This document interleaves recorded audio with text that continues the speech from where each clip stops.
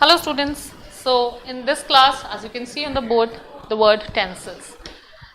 Tenses एक ऐसा topic है जो हम बहुत छोटी क्लास से इंट्रोड्यूस हो जाता है. क्या मतलब होता है टेंसेस का और क्या ज़रूरत होती है टेंसेस के इंग्लिश लैंग्वेज में. अगर मैं आपसे पूछती हूँ why this is important, well जो टेंसेस वर्ड है ना, it comes from a Latin word called Tempest, जिसका मतलब होता है टाइम. सब टी से ही रिलेटेड है. टेंसेस का मतलब होता है टाइम. ओके, तो जब हम टेंसेस यूज करते हैं अपनी लैंग्वेज में, अपने सेंटेंसेस में, tenses basically helps us to understand the time of your action, कि वो जो भी जिस भी हम एक्शन की बात कर रहे हैं वो एक्शन आपका कब हुआ. That is what is the importance of tenses. ठीक है, तो हमारा एक्शन कब हुआ. आप सबको ये पता है कि we have 3 tenses in English language. We have present tense, past tense and future tense. ठीक है, ये सबको पता है कि प्रेजेंट टेंस होता है, पास्ट टेंस होता है, फ्यूचर टेंस होता है. बट इनके अलावा हमें ये जानना जरूरी है कि इनके जो 4 सब डिविजन्स होते हैं, what are they are the most important thing. We have present, okay, we have past tense and we have future tense. This is something that you all already know, but apart from that you must also know that we have 4 subdivisions of each tenses. Okay, what are the 4 subdivisions? The first is called simple. Okay, it is also called indefinite. इसलिए बता रही हूँ क्योंकि कई बार simple नहीं बोल के indefinite बोलते हैं तो बच्चों को कंफ्यूजन हो जाता है कि हमने सिंपल पढ़ा था, ये इंडेफिनेट क्या है. तो simple and indefinite both are the same thing. Okay, then we have continuous, then we have perfect, and finally we have a mixture of second and third, that is called perfect continuous. ठीक है, तो अब तो ये सिर्फ मैंने नाम लिखे हैं कि we have simple, we have continuous, we have perfect continuous. हर टेंस में वेदर वो प्रेजेंट है, पास्ट है, फ्यूचर है, हमारे 4 सब डिविजन्स होते हैं. ओके, अब जो मोस्ट इंपॉर्टेंट थिंग है when it comes to tenses, अगर आपने ये चीज समझ ली कि हर सब डिविजन में कौन सा हम वर्ब फॉर्म यूज करेंगे और कौन सा हम ऑक्सिलरी वर्ब यूज करेंगे, that is where children and students generally go wrong. Okay, verb form की जब मैं बात करती हूँ तो इस पूरे ग्रिड में हम जनरली वर्ब को 4 टाइप से हम यूज कर सकते हैं. What are the 4 types that we can use verb in. Verb को हम V1, V2, V3 या फिर verb plus ing. These are the 4 ways I can use the verb. इन चारों तरीके से जो अभी हमने पहले ग्रिड देखा था, हर ग्रिड में इनमें से एक फॉर्म ऑफ वर्ब यूज होगा. ओके, इसके अलावा एक ऑक्सिलरी वर्ब हर जगह यूज होगा. जब मैं बोलती हूँ ऑक्सिलरी वर्ब, ऑक्सिलरी का मतलब होता है anything that is additional. Okay, तो auxiliary verbs are also called helping verbs. तो वो ऑक्सिलरी वर्ब्स होते हैं जो आपके मेन वर्ब को सपोर्ट करते हैं. जैसे कि हो गया is, am, are, you have was, were, okay, will, shall, etc. बच्चों ये सारे हो गए आपके ऑक्सिलरी वर्ब्स और ये हो गए आपके वर्ब के फॉर्म्स. ओके, बेसिकली हम लोग 4 वर्ब के फॉर्म्स यूज करेंगे, V1, V2, V3 and verb plus ing. अगर आपने ये चीज समझ ली ना कि कौन से ग्रिड में कहाँ हमें वर्ब के साथ ing यूज करना है, कहाँ हमें V1 यूज करना है, कहाँ हमें V2 यूज करना है, कहाँ हमें V3 यूज करना है, where I have to use is MR, where I have to use was, were, how the is MR is converted to was, were, कौन सी ऐसी कंडीशन है जहाँ is MR नहीं was, were लगेगा, कौन सी ऐसी कंडीशन है जहाँ will लगेगा, कौन सी ऐसी कंडीशन है जहाँ पे will be लगेगा. ओके, कौन सी ऐसी कंडीशन है जहाँ पे कौन सा ऑक्सिलरी वर्ब के साथ कौन सा वर्ब फॉर्म का कॉम्बिनेशन है. This is the whole understanding of tenses. If this thing is clear, you will never go wrong with tenses. आज के इस वीडियो में हम I'll try to complete the present tense first of all. ठीक है, तो पहले मैं present tense के चारों जो सब डिविजन्स हैं उनको आपको अच्छे से समझाऊंगी, and then we will move to past and then finally we'll move to future. ठीक है, सबसे पहले जब हम बात करते हैं सिंपल प्रेजेंट टेंस की, this is your simple present tense. ठीक है, फर्स्ट जो हमारा फॉर्म ऑफ टेंसेस है that is simple present tense. तो सिंपल प्रेजेंट टेंस जिसको हम इंडेफिनिट, सिंपल इंडेफिनिट टेंस भी बोलते हैं या फिर हम प्रेजेंट इंडेफिनिट टेंस बोलते हैं. इसका मतलब क्या होता है, पहले तो आप ये सोचो, ये समझो. ठीक है, हर टेंस को हमें किस कंडीशन में यूज करना है, that is the most important thing to understand. When ऐसे किस कंडीशन में यूज करना है, इसका मतलब हुआ कि कौन से टाइप ऑफ सेंटेंसेस को हमें किस टेंस में बोलना होगा। फॉर एग्जाम्पल जब हम बात करते हैं सिंपल प्रेजेंट टेंस की, तो सिंपल प्रेजेंट टेंस हम कहाँ यूज करते हैं, इसको हम यूज करते हैं वहां पे उन एक्शंस के लिए जो रोज होते हैं, एक्शन दैट हैपन डेली। ठीक है, तो ऐसा कोई भी एक्शन है जो रोज हो रहा है, जो आपकी एक रिपीटेड हैबिट है, जो परमानेंट नेचर बन चुका है, उस टाइप के सारे एक्शंस को हम हमेशा लिखेंगे सिंपल प्रेजेंट टेंस में। जैसे अभी मैंने बात करी थी कि आपको ये जानना जरूरी है कि कौन से वर्ब फॉर्म में कौन से टेंस में कौन सा वर्ब फॉर्म यूज होगा। This is number one thing that you need to know and this is the second thing that you need to know. all right, so जब हम यहाँ पर आते हैं, first thing that you need to know is कि जब हम simple present tense करते हैं, verb is used in its first form without any auxiliary verb। यहाँ पर हम कोई भी auxiliary verb का यूज नहीं करेंगे। ठीक है, हम यहाँ पे कोई भी auxiliary verb का यूज नहीं करेंगे। we will simply use the first form of verb। ठीक है, अब किस टाइप के सेंटेंसेस यहाँ पे यूज होते हैं, that is important to understand. यहाँ पे हम उन सेंटेंसेस को यूज करते हैं जो रोज होते हैं, जो एक परमानेंट एक्टिविटी है, जो आपका नेचर बन चुका है। ठीक है, any action that is happening daily, जो रेगुलर बेसिस पे जो एक्शन होता है ना, उसको हम यहाँ पे लिखते हैं। ठीक है, फॉर एग्जाम्पल अगर मुझे बोलना है कि हर सैटरडे बच्चे टेस्ट देते हैं, ठीक है, हर सैटरडे बच्चे अपना मॉक टेस्ट देते हैं, तो मैं क्या बोलूंगी, children give mock test every Saturday. Okay, तो यहाँ पे आप ये देखिए वर्ब हमने क्या यूज किया इस सेंटेंस में, जो अभी मैंने बोला, यहाँ पे जो मैंने वर्ब यूज किया है ना, that is give. The verb that I have used here is give. Okay, this is your V1। V2 क्या हो जाएगा गिव का, ये हो जाएगा गिव, एंड V3 क्या हो जाएगा, गिवन। ऐसे आपने बहुत सारे वर्ब्स देखे होंगे ना जिसके V1, V2, V3, और अगर मैं इसको वर्ब के साथ ING में यूज करूं तो ये क्या बन जाएगा, giving.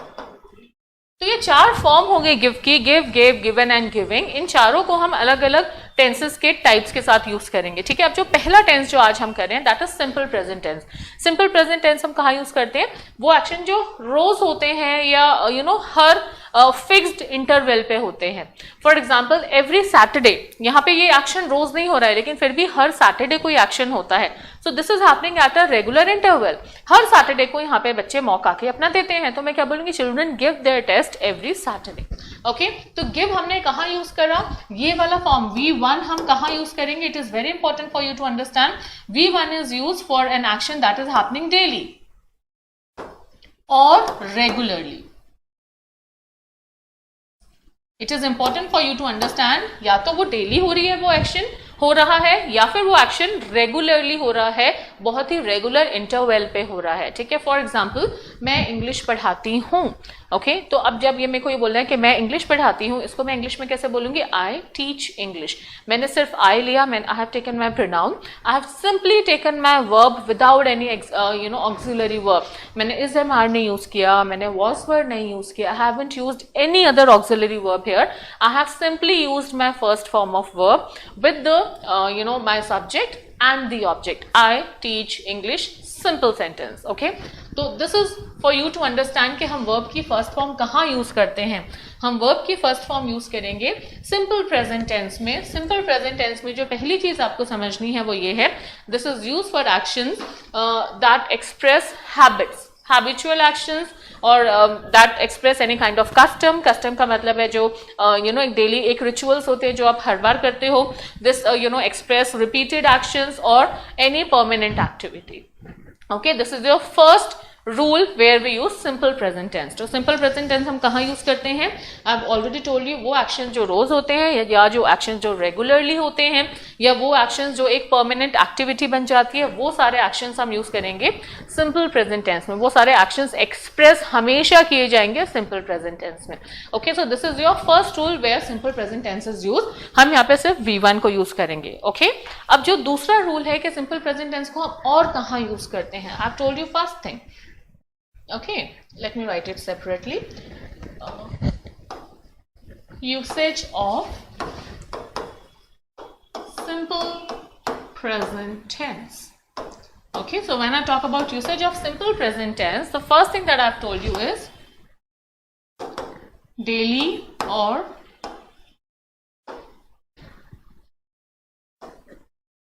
regularly happening actions. Okay, daily or regularly happening action. This is the first and the foremost point. जहाँ पे हम हमेशा इसको यूज करेंगे, हम हमेशा यहाँ पे V1 यूज करेंगे without any auxiliary verb. Simple present tense में वो एक्शन आपका लिखा जाएगा. ठीक है. तो second point where we use this is, any idea कहाँ पे हम इसको और यूज करेंगे सिंपल प्रेजेंट टेंस को? जितने भी यूनिवर्सल फैक्ट्स होते हैं वो हमेशा सिंपल प्रेजेंट टेंस में लिखे जाते हैं. अब जब मैं बोलती हूँ universal facts, what do you mean bye universal facts? अगर मुझे बोलना है कि सन ईस्ट से उगता है, वेस्ट में डूबता है, तो मैं इसको हमेशा सिंपल प्रेजेंट टेंस में बोलूंगी. अगर मुझे बोलना है कि अर्थ जो है वो सन के आसपास घूमती है, तो I will not say that earth is revolving around the sun. अगर मैं ये बोलूंगी कि earth is revolving around the sun, यहाँ पे क्या हुआ? यहाँ पे देखिए, मैं आपको इसको एक बार I will just write it and show you too. If I say earth is revolving around the sun. Okay, now when I say earth is revolving around the sun or the earth is revolving around the sun, this sentence is grammatically wrong. Why this sentence is grammatically wrong? Because यहाँ पे हमने जो हमारा verb है ना, उसको हमने verb plus ing use किया है. That shows it is written in continuous tense. And any action that is a universal fact should never be written in continuous tense. It should always be written in simple past tense, simple present tense. So rather than saying earth is revolving around the sun, the correct form of saying it should be the earth revolves around the sun. यहाँ पे अब देखो मैंने क्या change किया. I have just done one simple change. And what is that one simple change? Rather than using verb with ING, I have used verb in the first form. And verb को हम first form में कहाँ use करते हैं? जब हम simple present tense में बात करते हैं. तो सिंपल प्रेजेंट टेंस में सिंपली मैं वर्ब को फर्स्ट फॉर्म में यूज करूंगी. किस किस कंडीशन में करते हैं? पहली कंडीशन वो एक्शन जो रोज होता है. दूसरी कंडीशन कोई भी ऐसा स्टेटमेंट जो एक यूनिवर्सल फैक्ट है, कोई भी ऐसा एक स्टेटमेंट जो एक यूनिवर्सल फैक्ट है, that will always be written in simple present tense. For example, sun rises in the east, sun sets in the west, sugar is sweet. ठीक है, ये सारे हमारे जनरल फैक्ट्स है, यूनिवर्सल फैक्ट्स है. तो जितने भी बच्चों यूनिवर्सल फैक्ट्स होते हैं ना, that the universal facts are always written in simple present tense. इसका मतलब भी हो गया कि वर्ब की हम यहाँ पे यूज करेंगे first form. Okay, then there is one more point where we always have to use a simple present tense. What is that? Let me quickly tell you that. अभी हमने दो conditions देखी. The third condition, any exclamatory sentence. अब पहले तो आप ये मुझे बताओ कि exclamatory sentence क्या होता है. अगर एक sentence लिखा है और लास्ट में यहाँ पे एक exclamatory mark आ रहा है, okay? If I have written a sentence with an exclamatory mark at the end, what do you mean by that? Irrespective of sentence में क्या है, लेकिन अगर लास्ट में एक एक्सक्लामेटरी मार्क आ रहा है ना, तो उससे आपको एक चीज पता चलती है कि इस सेंटेंस में कुछ एलिमेंट्स होना मैंडेटरी है. That could be shock, surprise और wonder.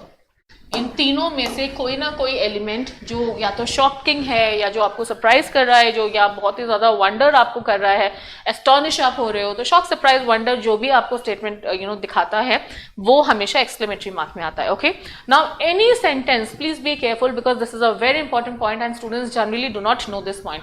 So any sentence that is starting with here और there and ending with an exclamatory mark. So any sentence that is starting, this is the starting and this is the end.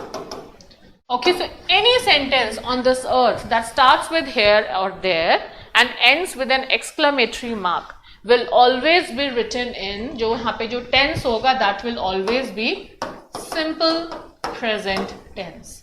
ठीक है, हम ऐसा कोई भी sentence नहीं बना सकते जो हेयर या देयर से शुरू हो रहा है और जो एक्सक्लेमेटरी सेंटेंस है और उसमें हम या तो अगर मैं पास्ट टेंस बोल दूं या फ्यूचर टेंस बोल दूं, वो गलत होगा.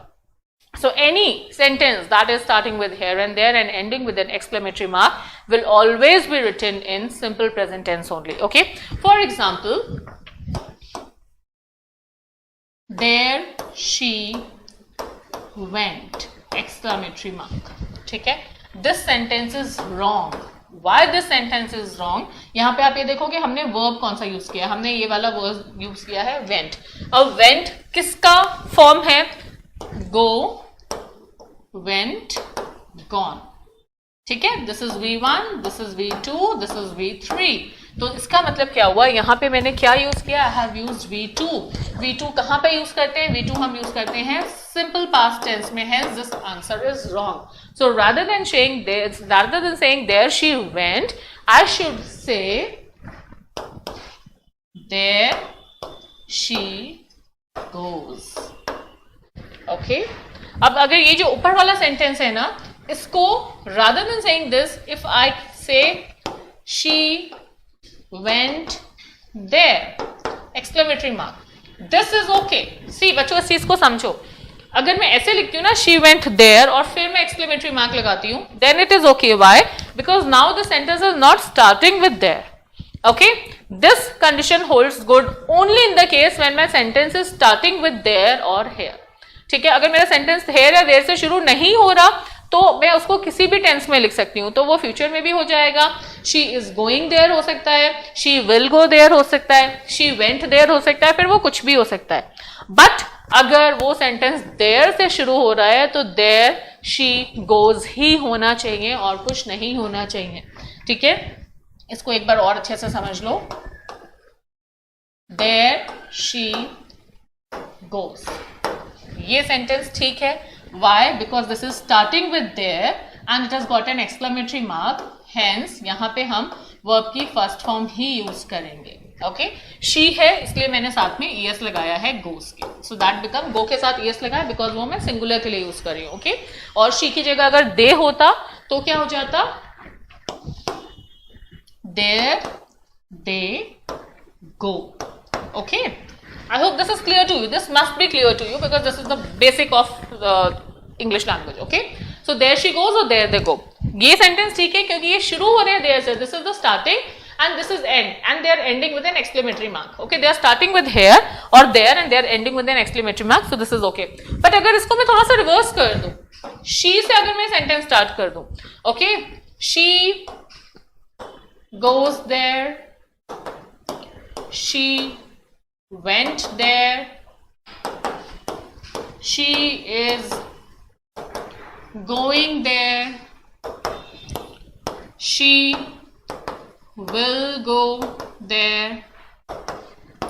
She has gone there. When I start my sentence with she, okay, in this case all are correct.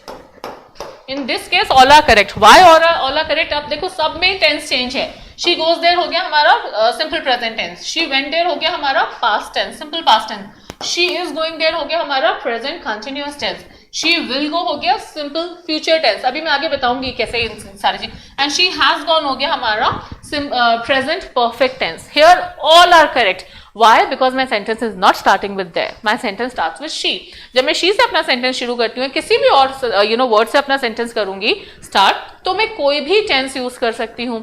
But there is a restriction when I am starting my sentence with there or here. Okay, so please understand this. If my sentence starts with there or here, it has, and it is an exclamatory sentence, it has to be written in simple present tense only and no other tense. I hope this is clear to you. Okay, so this is your third rule. Okay, we have done 3 rules. The first is ये मैं अभी एक बार दोबारा से बता देती हूँ हम क्या करें. हम बात करें कहाँ हमें simple present tense use करना है. The first rule that we have studied is daily or regularly happening actions. Okay, तो जो रोज होते हैं जो regular actions होते हैं उनको हम हमेशा simple present tense में लिखेंगे. Next, all the universal facts will always be written in simple present tense, and then any exclamatory sentence that starts with here or there. Okay, here comes the bus. Okay अगर exclamation mark है बाद में तो here comes the bus ही बोलेंगे हम. here the bus is coming नहीं बोलेंगे. Okay, I hope this is clear to you. Okay, so any exclamatory sentence, this is my exclamatory mark. Any exclamatory sentence that starts with here or there will always be written in simple present tense. अगर बच्चे वो here और there से शुरू नहीं हो रहा तो मैं उसको किसी भी फॉर्म में लिख सकती हूँ, मैं उसके साथ कोई भी टेंस यूज कर सकती हूँ. बट अगर वो here और या फिर there से शुरू हो रहा है तो it will be written only and only in simple present tense. Okay? Usually यही बच्चों को नहीं पता होता और यहाँ पे एक मार्क लूज कर देते हैं अगर in case if any question is there in exam related to this. Okay? For example, here the bus is coming. अगर ये सेंटेंस आपको, if you come across this sentence, you must know what is wrong in this sentence. Okay, it starts with here, it ends with an exclamation. That means it has to be written in simple present tense. So rather than using this, it has to be written this way. Which way? Here comes the bus. This is the proper way of writing it. Okay, so these were three most important points where we have to use simple present tense. इन तीन important points के अलावा मैं आपको और दो चीज बता रही हूँ, fourth and fifth, which you must know. जितनी भी novels होती है ना बच्चों, generally they are written in simple present tense. अगर आप कोई novel पढ़ रहे हो और उसमें आपको आपने पढ़ा कि उसने दरवाजा खोला, अभी एक्शन हो चुका है, तो rather than saying He opened the door, उस नॉवल में आप देखोगे, आप नोटिस करोगे वहां पे क्या लिखा होगा, He opens the door. Okay, so rather than writing this in present tense or past tense, rather than saying he is opening the door or he opened the door, वहां पे generally लिखा जाता है he opens the door. Okay, so novels में generally हम simple present tense use करते हैं. novels के अलावा अगर आपने कभी नोटिस किया है तो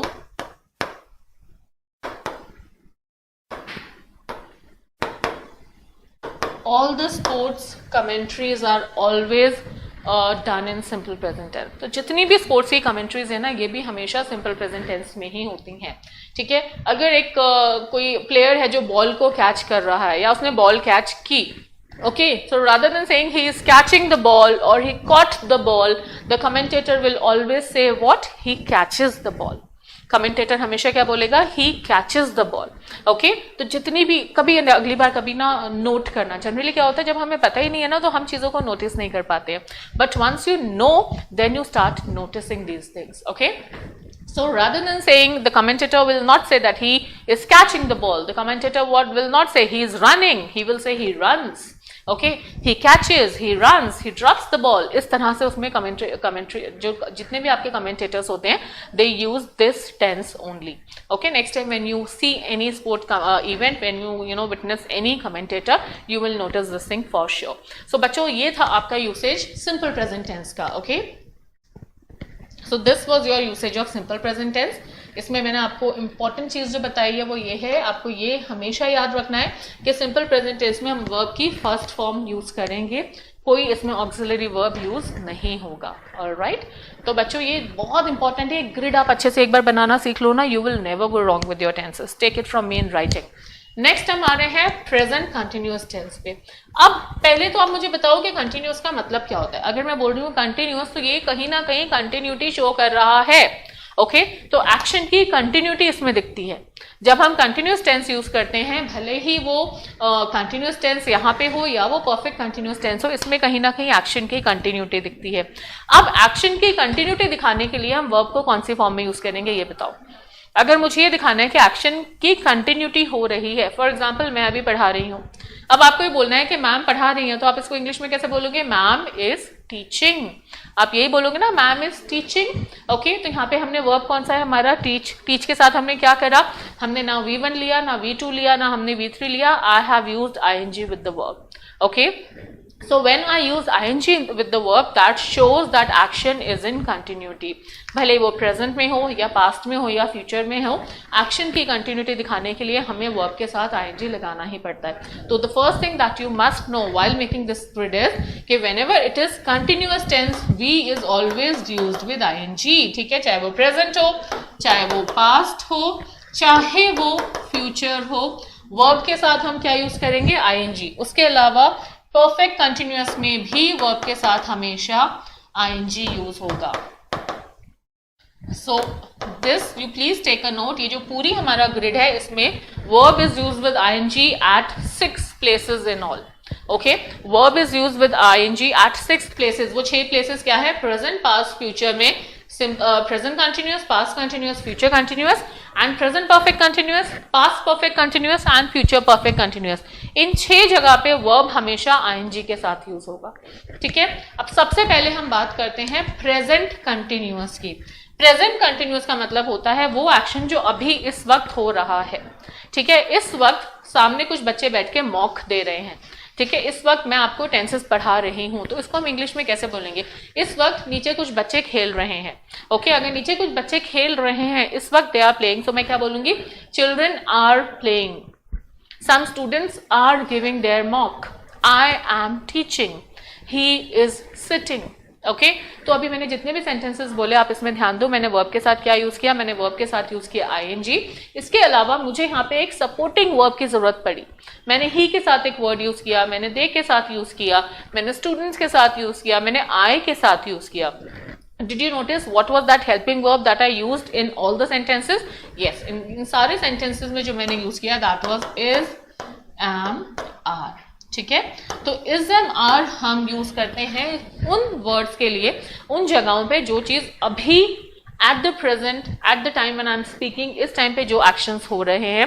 अगर ऐसा कोई एक्शन है जो बोलते वक्त हो रहा है, उस एक्शन को एक्सप्रेस करने के लिए, इंडिकेट करने के लिए I will always use simple present continuous tense. ठीक है, फॉर एग्जाम्पल अगर मैं सिंपल प्रेजेंट इंडेफिनिट टेंस, एक दो ना सेंटेंसेस मैं आपको, just give me minute.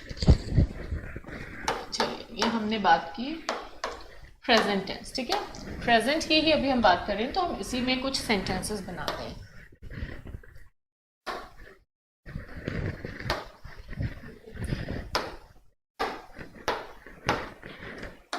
Okay, अभी हमने बात करी simple, then we have continuous, then we have perfect and we have perfect continuous. ठीक है, तो सिंपल प्रेजेंट टेंस में अगर मैं एक सेंटेंस लूं, आई टीच इंग्लिश, दो सेंटेंस लेते हैं। ठीक है, and children play in the garden.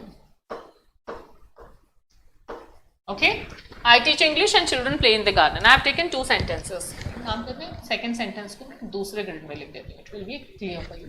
I teach English and children play in the garden. All right, so I have 2 sentences here. अब ये दोनों क्या है? मैं इंग्लिश पढ़ाती हूँ, बच्चे पार्क में खेलते हैं। ओके, अब जब हम इसको लिखेंगे प्रेजेंट कंटिन्यूअस में, तो प्रेजेंट कंटिन्यूअस में हमने देखा क्या हो गया था, जो यहाँ पे वर्ब को हम फर्स्ट फॉर्म में यूज कर रहे थे वो हो जाएगा वर्ब के साथ आईएनजी और साथ में इज एम आर। ओके, तो जब वर्ब के साथ आईएनजी हो जाएगा तो यहाँ पे क्या हो जाएगा? This will change to I am teaching English. Okay, and this will change to, आप एक चीज नोट कर रहे हो, यहाँ ऊपर वाले सेंटेंस में हमने कोई ऑक्सिलरी वर्ब नहीं लिया था, लेकिन नीचे हमें ऑक्सिलरी वर्ब लेना पड़ेगा अकॉर्डिंग टू माय सब्जेक्ट। आई के साथ मैंने एम लगाया, सिमिलरली चिल्ड्रन के साथ में क्या लगाऊंगी? Children are playing in the garden. See how the sentence is changing. Okay, this was simple present tense and this is present continuous tense. I teach English, I am teaching English. Children play in the garden, children are playing in the garden. Okay, so you must know कि हम present tense की जब बात करते हैं, simple present tense का मतलब होता है verb की first form। simple present tense हम कहाँ use करते हैं? I have given you 4-5 conditions जहाँ पे हम सिर्फ simple present tense use करेंगे। next is present continuous tense। present continuous tense को कहाँ use करते हैं? that also please note down। Present continuous tense is used for actions going on at the time of speaking. Please note it. Present continuous tense is used for actions going on at the time of speaking. तो वो action जो अभी बोलते वक्त हो रहे हैं वो हमेशा लिखे जाएंगे प्रेजेंट कंटिन्यूअस टेंस में। ओके, तो प्रेजेंट कंटिन्यूअस टेंस में हमने वर्ब के साथ यूज किया आईएनजी और ऑक्सिलरी वर्ब हमने यूज किया इज, एम, आर। कहाँ हम यूज करेंगे? वो एक्शन जो बोलते वक्त अभी हो रहे हैं। Is that clear? All right. अच्छा, अब मैं एक सेंटेंस बोल रही हूँ, बताइए क्या वो प्रेजेंट कंटिन्यूअस टेंस में उसको यूज करना सही है? These days I am reading the latest novel of Chetan Bhagat. These days I am reading the latest novel of Chetan Bhagat. वैसे चेतन भगत नहीं पढ़ रही, आजकल मैं डॉलर बहू पढ़ रही हूँ. अगर मैं वो बोलती हूँ कि these days I am reading dollar बहू, क्या ये सही है? अब ये वाले सेंटेंस को अगर हम क्लोजली ऑब्जर्व करें, सी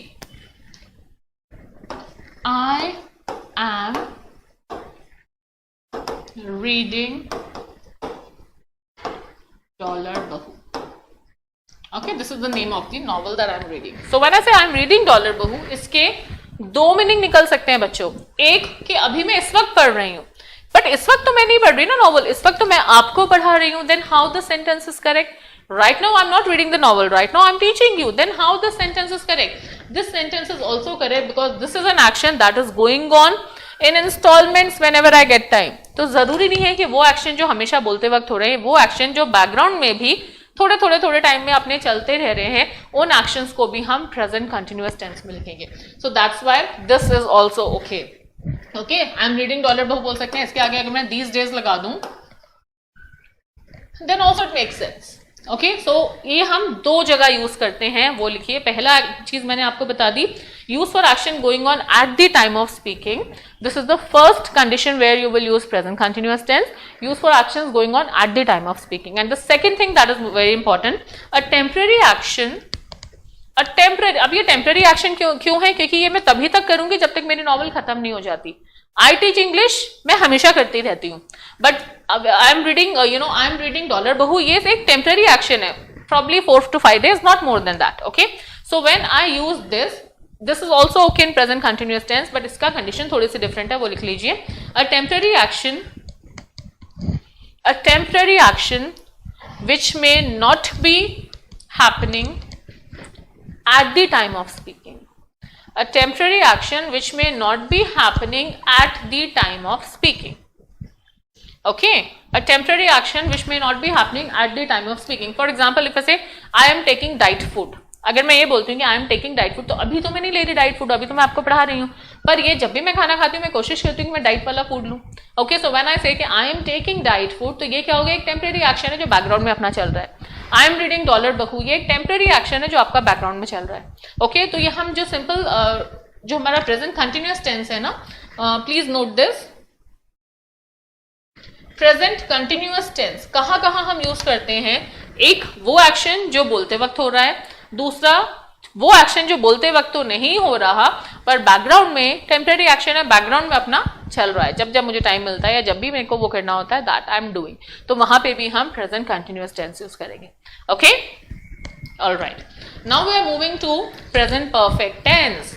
अब ये बड़ा इंटरेस्टिंग सा टेंस होता है, perfect tense. What do you mean by perfect tense? Any idea? Perfect का मतलब क्या होता है? एक तो कहते हैं शी इज परफेक्ट, मतलब हर आउटस्टैंडिंग, मतलब कोई कमी नहीं है. एक तो परफेक्ट का मतलब वो होता है, बट जब हम टेंसेस की बात करते हैं ना, परफेक्ट जब भी ध्यान में आता है, एक चीज हमेशा, छोटा सा वर्ड बता रही हूँ, ध्यान में रखना, perfect means just now. Okay, तो जब हम प्रेजेंट परफेक्ट टेंस में कोई भी एक्शन करेंगे, कोई भी जो भी हम एक्शन को इंडिकेट करेंगे, वहां पे आपको एक ध्यान रखना है जस्ट नाउ. जब हम पास्ट परफेक्ट में बात करेंगे तब भी आपको ध्यान रखना है जस्ट नाउ, और जब हम फ्यूचर परफेक्ट की बात करेंगे तब भी आपको ये वर्ड का ध्यान रखना है जस्ट नाउ. कैसे इसको ध्यान रखना है वो अभी मैं बताती हूँ. ठीक है, पहले आप ये समझो कि प्रेजेंट जब भी हम परफेक्ट टेंस यूज करते हैं तो यहाँ पे हम वर्ब की कौन सी फॉर्म यूज करेंगे? Present perfect tense is always used with verb की third form. This will be used with V3. Okay, this will always be used with V3. अब इस पूरे ग्रिड में ऐसे 3 जगह ही हैं जहां पे हम V3 यूज करते हैं, that is perfect tense. Whether it is present perfect, past perfect और future perfect, it will always be used with V3. Okay, present perfect हो, फ्यूचर परफेक्ट हो या पास्ट परफेक्ट हो, हम यहाँ पे हमेशा वर्ब की थर्ड फॉर्म को यूज करेंगे. ओके, अब ऑक्सिलरी वर्ब हम कौन सा यूज करेंगे? ऑक्सिलरी वर्ब जो यहाँ पे यूज होता है वो है हैज या फिर have. Okay, the auxiliary verb that we use is has or have. अब मुझे ये बताइए कि इस टाइप के सेंटेंसेस को हम कब यूज करते हैं?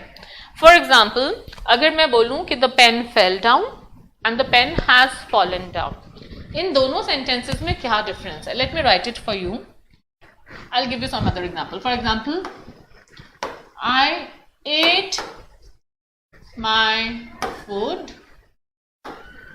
And I have eaten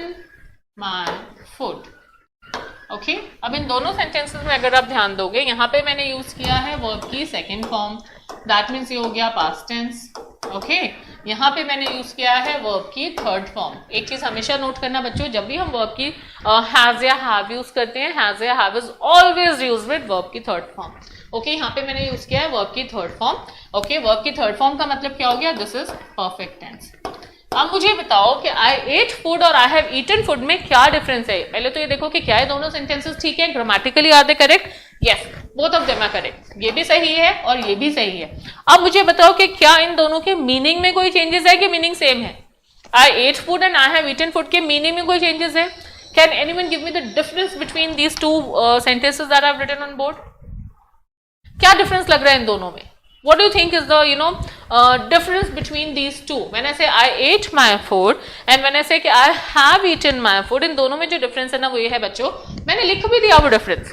When I say I ate का मतलब क्या हुआ? I have used V2, that is past tense। तो जब मैंने बोला I ate my food मतलब मैंने खाना खा लिया था, ये एक्शन हो गया। अब ये मुझे पता नहीं है एक्शन कब हुआ, हो सकता है 1 घंटे पहले हुआ, हो सकता है ये मैं सुबह की बात कर रही हूँ, हो सकता है कि मैं उस दिन की बात कर रही हूँ, ठीक है, कि तब मैंने खाना खा लिया था, हो सकता है कि मैं 2 घंटे पहले की बात कर रही हूँ, दिस कुड बी एनीथिंग, क्योंकि मेरा ये एक्शन कंप्लीट हो गया है। Okay, but when I use this word, this is very important. Okay, when I use has और have, this indicates that action has happened just now. This is very important for you to understand. जब हम has या have लगाते हैं किसी भी sentence में, वो आपको ये इंप्लाई करता है कि एक्शन आपका अभी अभी हुआ है। When I say कि I have eaten my food, that means मैंने खाना कब खाया? मैंने खाना जस्ट अभी अभी खाया है। यहाँ पे अगर मैं एक वर्ड जस्ट नहीं भी लगाऊं ना, तो भी इट इम्प्लाइज कि मैंने खाना कब खाया? मैंने खाना अभी अभी खाया है। ओके, अब ये देखो, the pen fell down and the pen has fallen down. जब मैं बोलती हूँ द पेन फेल डाउन और जब मैंने बोला the pen has fallen down, दोनों में डिफरेंस क्या है? पेन फेल डाउन का मतलब होता है पेन गिरा था, और पेन हैज फॉलन डाउन का मतलब है पेन अभी अभी गिरा है। ओके, अगर आप किसी के घर गए हो और वो जस्ट अभी अभी निकला है और उसकी मम्मी ने आपको बोला कि वो अभी अभी निकला है, तुम जाओ, तुम्हें रास्ते में मिल जाएगा, तो उसकी मम्मी क्या बोलेंगी? He has just left, has लगाया वहां पे, he has left, he has just left, you might catch him outside। okay, और अगर उसको गए वो बहुत देर हो गई, वो 2 घंटे पहले गया था, तो उसकी मम्मा क्या बोलेगी? he went at 10 o'clock। Okay, तो इन दोनों में डिफरेंस समझो। हम पास्ट टेंस कब यूज करते हैं? जब हमारा एक्शन काफी टाइम पहले हुआ होता है। हम हैज और हैव कब लगाते हैं? जब हमारा एक्शन जस्ट अभी अभी हुआ है। That is very important for you to understand. ठीक है, so this is your present perfect tense. अब ये देखो, प्रेजेंट परफेक्ट टेंस को हम यूज कहाँ करते हैं? Please note that down, that is again very important. तो बेसिकली ये जो प्रेजेंट परफेक्ट टेंस है ना, ये क्या है? एक्शन हमारा हो गया, लेकिन कब हुआ है? अभी अभी हुआ है। तो ये एक तरह से मिक्सचर है पास्ट टेंस का और प्रेजेंट टेंस का। इसमें पास्ट टेंस का भी एक एलिमेंट है और इसमें प्रेजेंट का भी एक एलिमेंट है। This is important. तो I teach English, I am teaching English, यहाँ पे क्या हो जाएगा? यहाँ पे हो जाएगा, हम यूज करते हैं एक ऑक्सिलरी वर्ब हैज या हैव, आई के साथ हम यूज करेंगे I have. I have, teach का थर्ड फॉर्म क्या हो जाएगा? Taught. I have taught English. बच्चों, इसका मतलब क्या हुआ? मैंने इंग्लिश अभी अभी पढ़ाई है। ओके, सेकेंड क्या हो जाएगा? Children have played in the garden. इसका मतलब क्या हो जाएगा? बच्चे अभी तक पार्क में खेल रहे थे, बस अभी अभी गए हैं। ओके, सो मैंने से children have played in the garden, this actually implies के बच्चे अभी तक पार्क में खेल रहे थे, अभी अभी वो यहाँ से गए हैं। ओके, तो बच्चे अभी अभी गए हैं खेल के, that is children have played in the garden. Okay, एक बार इसको दोबारा देख लो। आई टीच इंग्लिश मतलब मैं इंग्लिश पढ़ाती हूँ, ये हो गया हमारा सिंपल प्रेजेंट टेंस, मैं इंग्लिश पढ़ाती हूँ। ओके, ये रोज होता है। आई एम टीचिंग इंग्लिश, ये हो गया हमारा प्रेजेंट कंटिन्यूअस टेंस, इसका मतलब हो गया मैं अभी इंग्लिश पढ़ा रही हूँ। वर्ब विद आईएनजी एंड साथ में लग गया इज एम आर, यहाँ पे हमने वर्ब को एज इट इज यूज किया। प्रेजेंट परफेक्ट टेंस में हम लगाते हैं हैज या हैव और हम यूज करेंगे वर्ब की third form. I have taught English का मतलब हो गया मैंने इंग्लिश अभी अभी पढ़ाई है। Okay, now we are moving to the last one, that is present perfect continuous tense. आ जाइए बच्चों फटाफट प्रेजेंट परफेक्ट कंटिन्यूअस टेंस में। अब जब हम बात कर रहे हैं प्रेजेंट परफेक्ट कंटिन्यूअस टेंस की, तो वर्ब के साथ तो आ गया ING. This I already told you कि जब भी हम कंटिन्यूअस यूज करेंगे वर्ब के साथ लगेगा ING. This I already told you. Okay, अब कंटिन्यूअस से हमने एक चीज ले लिया आईएनजी। परफेक्ट, क्योंकि इन दोनों का कॉम्बिनेशन है ना, तो इन दोनों से ही हम बोरो करेंगे। कंटिन्यूअस से हमने बोरो कर लिया आईएनजी, और परफेक्ट से हम क्या बोरो करेंगे, परफेक्ट से हम बोरो कर लेंगे हैज और हैव। अब अगर कोई भी आप सेंटेंस बनाओगे ना ऐसे हैज और आईएनजी के साथ, आई हैव टीचिंग इंग्लिश, नहीं फिट बैठ रहा, तो साथ में कुछ और जोड़ना पड़ेगा, वो होगा आपका बीन। हम हैज बीन या हैव बीन यूज करते हैं इसमें, वर्ब प्लस आईएनजी के साथ हम यहाँ पे यूज करेंगे हैज बीन और have been. Now before I move on and explain you what is the usage of present perfect continuous tense, I would like to give you the difference between two very important words, since and for. इन दो words में पहले आपको clarity होना बहुत जरूरी है, तब आप प्रेजेंट परफेक्ट कंटिन्यूअस और पास्ट परफेक्ट कंटिन्यूअस बहुत अच्छे से समझोगे। ठीक है, जब हम बात करते हैं सिंस की और जब हम बात करते हैं फॉर की, बच्चों सिंस डिनोट करता है एक ऐसा पॉइंट जहां पे आपका एक्शन शुरू हुआ, तो since is basically a starting point. Okay, for हम यूज करते हैं उस पीरियड के लिए जहां पे आपका एक्शन शुरू हुआ, एक आपके पास स्टार्टिंग पॉइंट है, और फिर आपका एक एक्शन खत्म भी हो गया, आपके पास एक एंडिंग पॉइंट भी है। ठीक है, अब सिंस का मतलब होता है, जब मैं बोलती हूँ since morning, since 10 o'clock, since last 2 years, इसका मतलब क्या हुआ, सुबह से 10 बजे से पिछले 2 साल से। ओके, व्हेन आई से सिंस मार्च, मार्च से, व्हेन आई से सिंस 2001, दैट मीन्स 2001 से। तो जब मैंने ये देखो सिंस का मतलब क्या है, मैंने एक हिंदी में मैं सब में एक वर्ड यूज करी हूँ से का मतलब क्या है कि मेरा एक्शन तो वहां पे शुरू हुआ, यहां पर my action started here, but क्या वो खत्म हुआ है, नहीं, वो तब से लेके अब तक चल रहा है। Okay, for example when I write I have been teaching English since 15 years, जरूरी नहीं है कि वो हमारा इमीडिएट पास्ट में हो, ये बहुत पुराना भी हो सकता है। सो मैंने I have been teaching English since 15 years, इसका मतलब क्या हुआ, ये एक्शन मैंने 15 साल पहले करना शुरू करा था और ये एक्शन मैं अब तक कर रही हूँ और आगे भी करूंगी।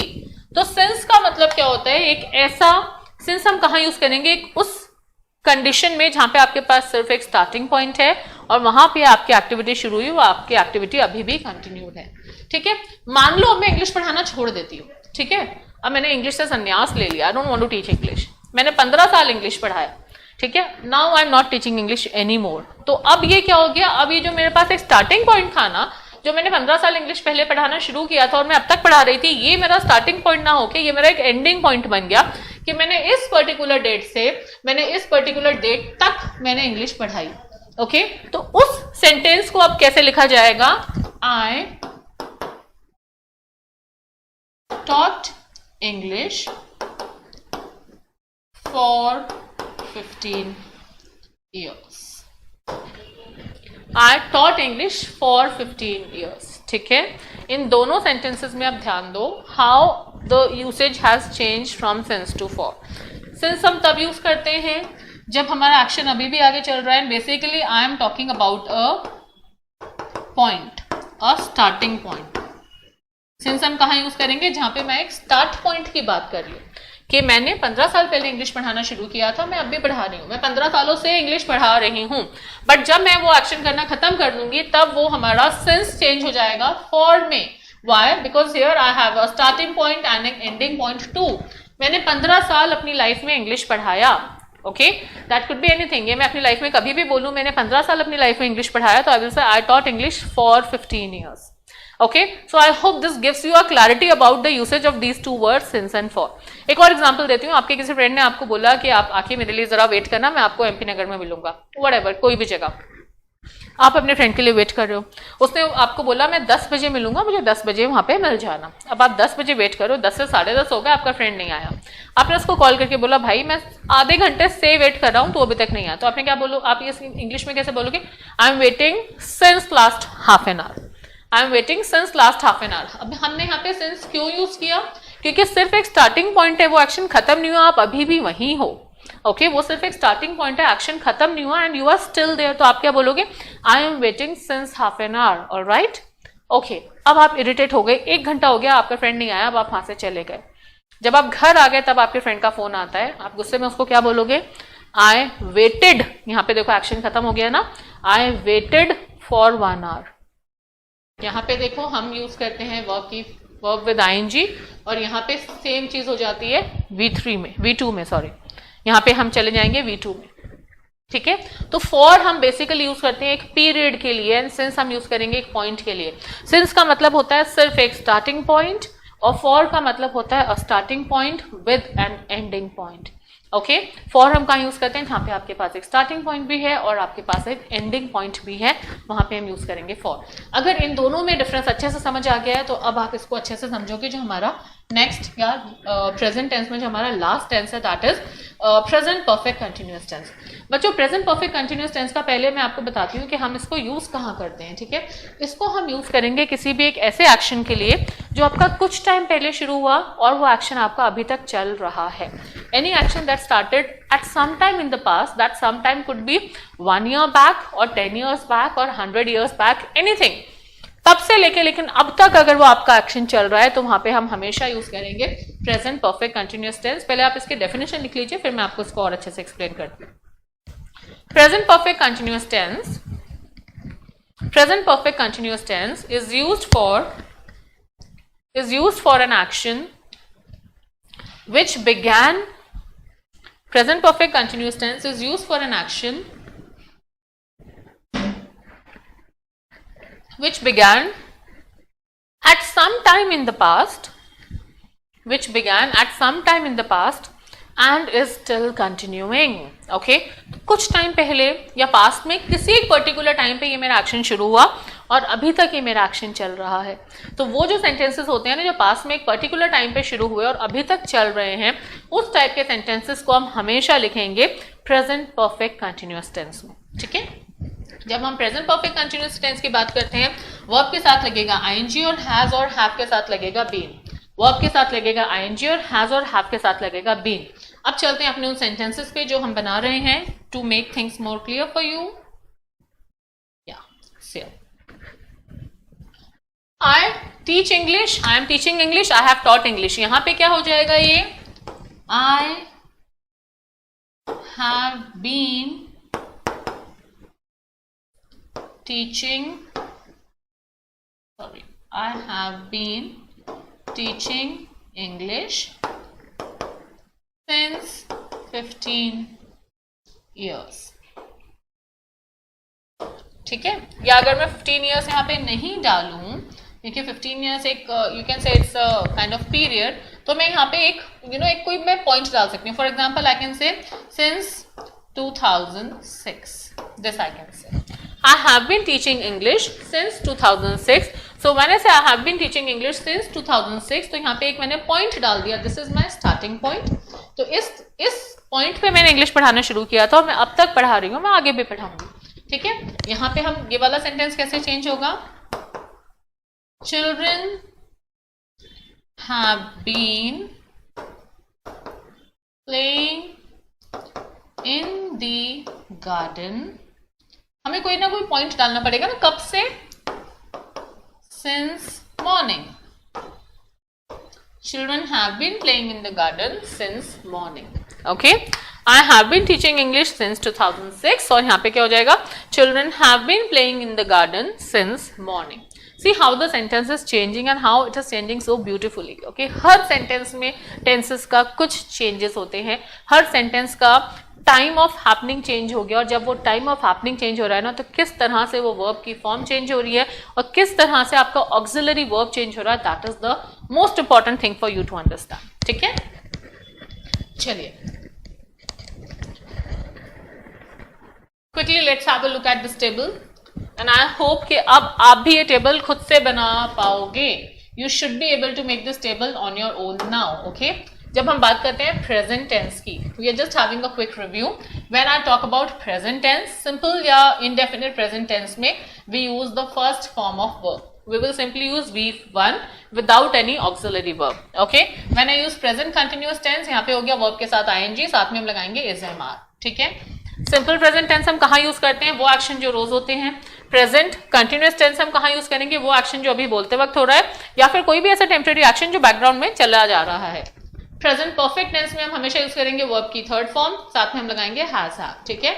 ये हम कहाँ यूज करते हैं, वो एक्शन जो जस्ट अभी अभी हुए हैं, okay. Present perfect continuous tense में अगेन क्योंकि वो परफेक्ट भी और कंटिन्यूअस भी है तो वर्ब के साथ लगेगा आईएनजी, और हैज बीन या हैव बीन हम यूज करेंगे। ये हम कहाँ यूज करते हैं, उन एक्शंस के लिए जो कुछ टाइम पहले शुरू हुए थे और अभी तक चल रहे हैं। वो कुछ टाइम पास्ट में कोई भी एक पर्टिकुलर टाइम हो सकता है, कोई भी ऐसा एक्शन जो कुछ टाइम पहले शुरू हुआ और अभी तक चल रहा है, उसको हम लिखेंगे प्रेजेंट परफेक्ट कंटिन्यूअस टेंस में, ठीक है। I teach English, I am teaching English, I have taught English, I have been teaching English. Okay, एक और सेंटेंस ले लेते हैं। He sings, he is singing, he has sung, he has been singing since 2 o'clock. दोबारा सुनो, he sings मतलब वो गाना गाता है, he is singing मतलब वो गाना गा रहा है, अभी वो गाना गा रहा है। He has sung मतलब उसने अभी अभी गाना गा लिया। देखो sing, singing के साथ आ गया आपका verb 3 आ गया sung। sing का सेकंड फॉर्म होगा sang और थर्ड फॉर्म होगा sung। sing, sang, sung। He has been singing since morning। वो सुबह से गाना गा रहा है, ओके उसने सुबह गाना शुरू किया था और वो अभी तक गाना गा रहा है, तो यहाँ पे हम बोलेंगे he has been singing since morning. So I hope this gives you a good clarity of the 4 subdivisions of tenses. I hope this gives you a good clarity how the verb form changes in all the tenses, in all the different tenses, and how the auxiliary verb is used in different tenses. Okay, so बच्चों I hope के present tense आप सबको अच्छे से समझ आ गया है। Simple present tense, continuous tense, present perfect and present perfect continuous tense, इन चारों में क्या डिफरेंस है, I hope this thing is clear to all of you. Now see you in the next video जहाँ पे मैं past tense और future tense को continue कराऊंगी। Till then have a good day, bye bye.